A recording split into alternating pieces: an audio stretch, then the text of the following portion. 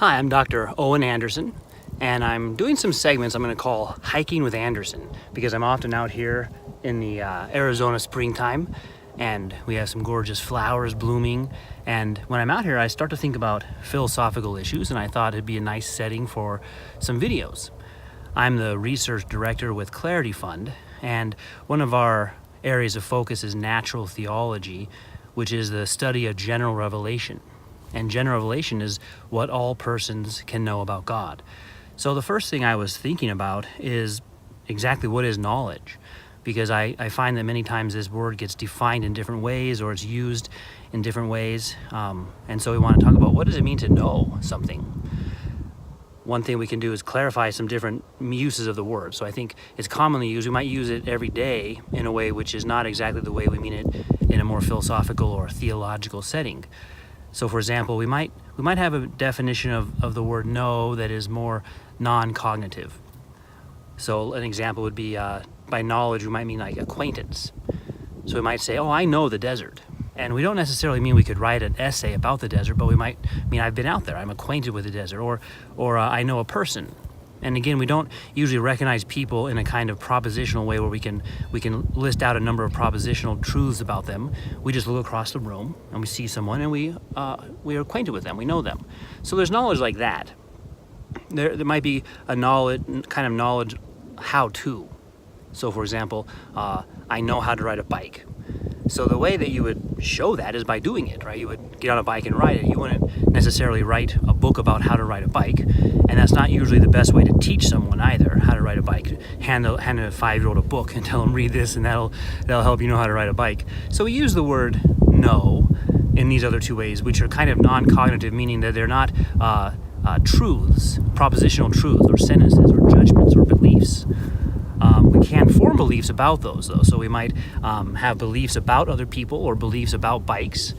And that's the kind of definition of knowledge I'm thinking of when we ask the question, do we know God? Because we're wondering, is it true that God is real? Is it true that God exists? So we have a belief. God is real. We're putting together concepts like God and existence or reality, and we're putting them together, or someone might deny they go together. You could say, God is not real, and deny that those two go together. So then we're getting into the question of, how do I know? How do I distinguish having knowledge from just having a true opinion? Or even a false opinion, right? I might have lots of beliefs, and some of them are true and some of them are false. But I'd like to have actual knowledge, which means my belief is correct. And not just by accident, but that I'm able to actually show it's correct.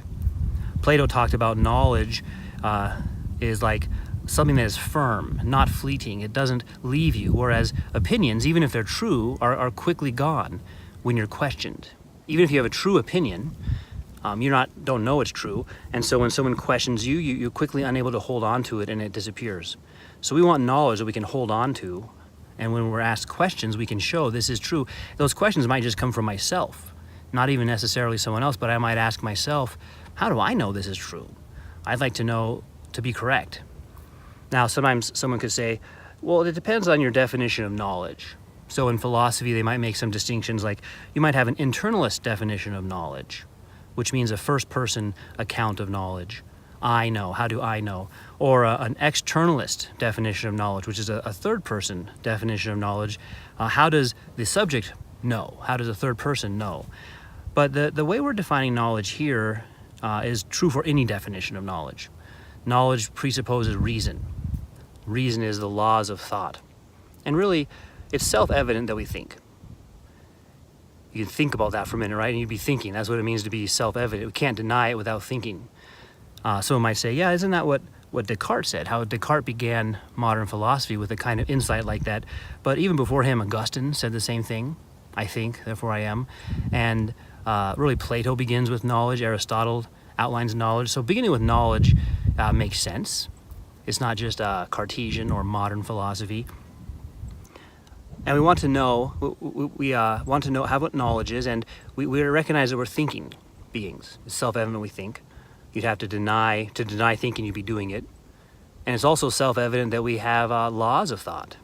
Again, try to deny that, you'd be using the laws of thought. The laws of thought are identity, which says A is A, non-contradiction, which says nothing is both A and non-A, the same time and same respect, and then excluded middle, either A or non-A. And those really all go together. They reinforce each other.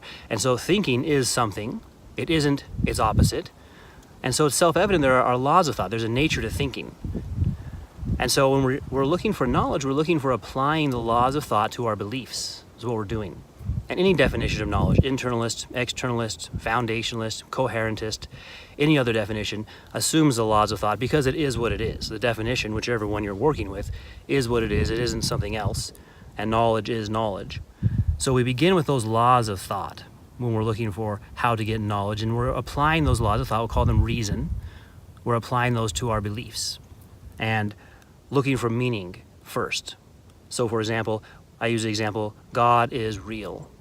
To begin with that, we need to ask what is meant by God. God is a very ambiguous term, and people mean different things by it. So we'd have to clarify what is meant by the term God before we can know if God is real. So what do you mean? And in looking for meaning, we're distinguishing A from non-A. What makes God God and God not non-God? And for that particular question, we're going to do that in another segment. We're going to look especially at the eternal power of God. There's a certain essence of God which is connected to the eternal power of God, that only God is eternal. And it's a fundamental mistake to attribute that eternal power of God to anything in the creation. So that's a kind of foreshadowing of some topics we'll be going over. But coming back to knowledge now, wrapping up this segment, we have knowledge when we have beliefs, where we say something is or is not.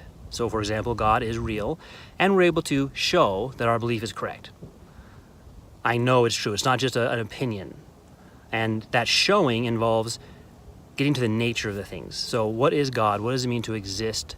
And showing the alternative, say in this case, God does not exist, is not real, is not true, is not correct, I should say, sorry.